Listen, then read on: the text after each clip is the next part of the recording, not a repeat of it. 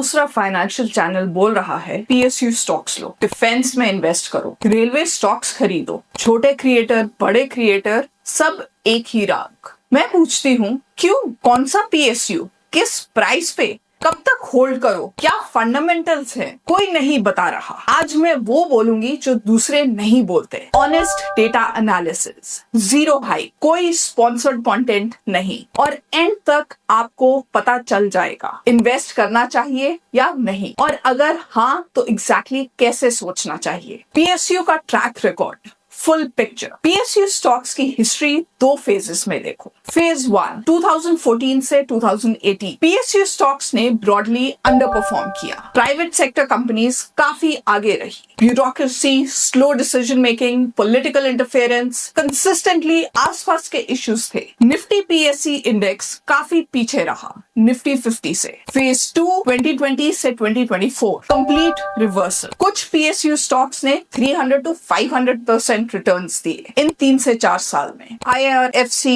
HAL, BEL, Cochin shipyard, ये सब multi baggers बने। क्यों? Government capital expenditure record high था। Infrastructure, defence, indigenisation, railways modernisation, सब एक साथ मैसिव पुश।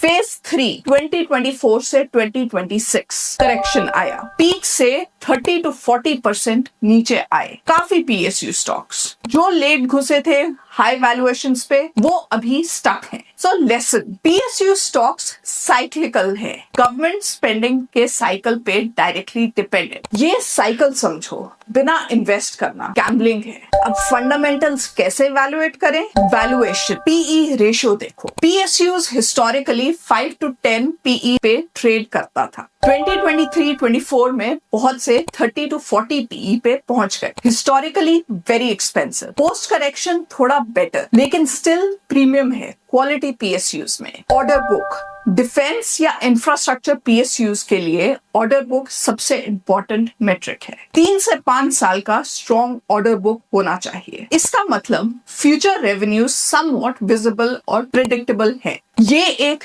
जेन्युइन मोड है। फिर आता है dividend yield. PSUs generally consistent dividend देते हैं। 3 to 5% यील्ड एक कुशन प्रोवाइड करता है डाउनसाइड में। ये होल्ड करने की मोटिवेशन भी देता है वॉलेटाइल पीरियड्स में। फिर है debt level. PSUs often high debt होते हैं कैपिटल इंटेंसिव नेचर की वजह से। पावर सेक्टर, इंफ्रास्ट्रक्चर, पीएसयूज में डेट टू इक्विटी रेशियो जरूर चेक करो। और एक सेकंड रुको, अगर ये वीडियो हेल्पफुल लग रहा है अभी लाइक करो, सब्सक्राइब करो और यूट्यूब का थैंक्स फीचर यूज करो अगर ये जेन्युइनली काम आ रहा है। सीधा चैनल को सपोर्ट करता है। चलो आगे चलते हैं। तो कौन से सेक्टर्स में स्ट्रक्चरल अपॉर्चुनिटी है? 3 सेक्टर्स जेन्युइनली स्ट्रक्चरल टेलविंड पे हैं। ये साइक्लिकल नहीं है, लॉन्ग टर्म स्टोरी है। पहला है डिफेंस। इंडिया का डिफेंस इंडिजिनाइजेशन प्रोग्राम बहुत सीरियस हो गया है। HAL, BEL, BEML, Cochin shipyard, order books multi year है। जियोपॉलिटिकल टेंशंस में इंडिया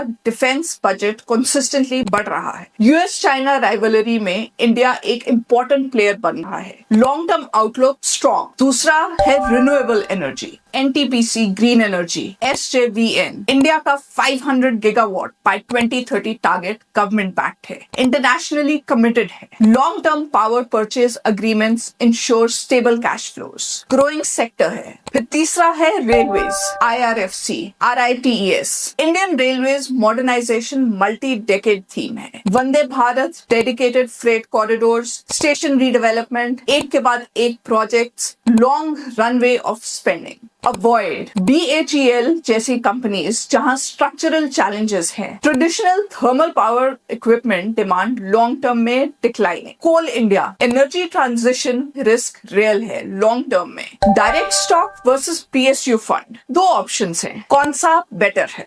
डायरेक्ट स्टॉक, अगर आप इंडिविजुअल कंपनीज रिसर्च कर सकते हो, फंडामेंटल समझते हो और स्पेसिफिक सेक्टर कन्विक्शन है तो डायरेक्ट स्टॉक कंसिडर करो। Better tax control, no expense ratio. और PSU mutual fund, Mirae asset PSU fund, SBI PSU fund, अगर टाइम और नॉलेज नहीं इंडिविजुअली ट्रैकिंग का, तो डाइवर्सिफाइड फंड मैनेजर की रिसर्च, ऑटोमेटिक रीबैलेंसिंग और ETF option, CPSE ETF, Bharat 22 ETF, ये passive low cost broad PSU exposure long term holders के लिए ये एफिशिएंट ऑप्शन है। रेड फ्लैग्स कब बिल्कुल मत जाओ, कुछ वार्निंग साइंस जो सीरियसली लेने चाहिए। PE 35-40 से ऊपर PSU स्टॉक्स में कॉशन, हिस्टोरिकली एक्सपेंसिव टेरिटरी है। Election year, pre election rally में PSU स्टॉक्स पॉलिटिकली ड्रिवन हो सकते हैं। पोस्ट इलेक्शन अगर न्यू बजट प्रायोरिटीज शिफ्ट हुए, करेक्शन हो सकता है, सो इवैल्यूएट केयरफुली। पॉलिसी रिस्क, एक गवर्नमेंट सर्कुलर से PSU बिजनेस मॉडल चेंज हो सकता है, ये इनहेरेंट रिस्क है इस सेक्टर में। छोटे PSUs में operator activity, volume spike, sudden news without fundamentals, serious red flag है। रिसर्च करो, किसी टिप पे मत जाओ। PSU में अपॉर्चुनिटी है, लेकिन सिर्फ सही सेक्टर में, सही प्राइस पे और सही